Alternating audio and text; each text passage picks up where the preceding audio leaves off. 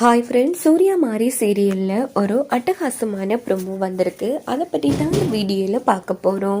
அதுக்கு முன்னாடி நம்ம சேனலை சப்ஸ்கிரைப் பண்ணாதவங்க கீழே இருக்கிற சப்ஸ்கிரைப் பட்டனை கிளிக் பண்ணிவிட்டு பக்கத்தில் இருக்கிற பெல் பட்டனையும் கிளிக் பண்ணிடுங்க. சரி, வாங்க வீடியோக்குள்ளே போகலாம்.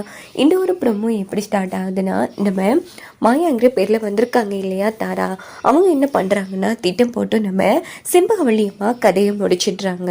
அதுவும் சாதாரணமாக இல்லை, அவங்க கையில் அடிக்கடி ஒரு ருத்ராட்ச மாலையோட திரிவாங்க இல்லையா, அந்த மாலையை வச்சு நம்ம செம்பகவள்ளி அம்மாவோட கழுத்தில் போட்டு அந்த இடத்துல அவங்க கதையை முடிச்சிடுறாங்க. இன்னொரு பக்கம் பார்த்தோன்னா நம்ம பூங்கொன்றம் வந்து செம்பகவள்ளி அம்மா இல்லாமல் போன விஷயத்த கண்டுபிடிச்சிடுறாங்க. ஸோ அதே இடத்துக்கு தான் நம்ம மாரியும் போய் கவனிச்சிடுறாங்க. பார்த்தோன்னா அந்த இடத்துல ஒரு ருத்ராட்ச கொட்டை இருக்கு. இதை பார்த்து மாரி வந்து செம அதிர்ச்சி ஆகிறாங்க.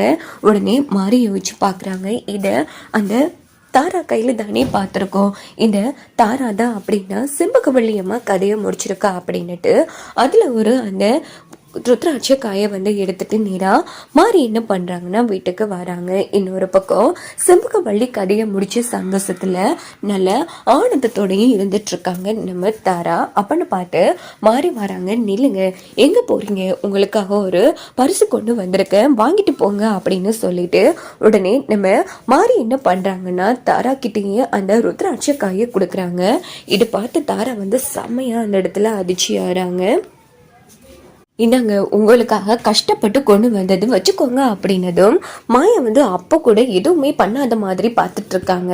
என்ன அப்படி பார்க்குறீங்க, இங்கே பாருங்க, நான் வந்து முழுசாக அவங்கள நம்புறேன். கண்டிப்பாக நீங்கள் வந்து தாராத்தையே கிடையாது, நீங்கள் மாயாதான், சரியா அப்படின்னதும் அப்போ கூட நக்கலா வந்து சிரிச்சிட்டு இருக்காங்க தாரா.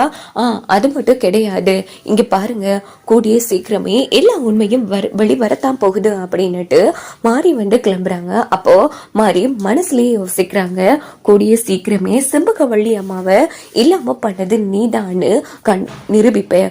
அது மட்டும் இல்லாம நீதான் தாரான்னு நிரூபிப்பேன். கூடிய சீக்கிரமே உன்னை போலீஸ்ல புடிச்சு கொடுக்கல, என் பேரு மாறி இல்ல அப்படின்னு யோசிச்சுட்டு மாறி பாட்டுக்கு அங்கிருந்து கிளம்பினதும் நேரா தாரா வந்து உள்ள எதுவுமே பேசாம சாந்தமா போயிட்டு யோசிக்க ஆரம்பிக்கிறாங்க.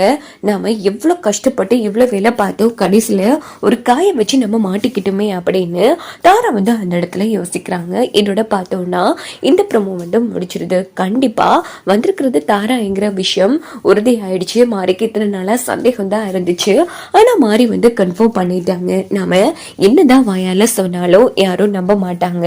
எப்படியாச்சும் ஆதாரத்தோட ஹஸ்பண்ட் சரி தாராவை போலீஸ்ல பிடிச்சு கொடுக்கணும். அவங்க கதையை வந்து முடிக்கிறதாலே அவங்களுக்கான தண்டனை குறைய போறதில்லை. எப்படி இருந்தாலும் தேவியமா தான் அவங்க கதையை முடிக்கணுங்கிற மாதிரி மாறி அந்த இடத்துல அதிரடியா யோசிப்பாங்க.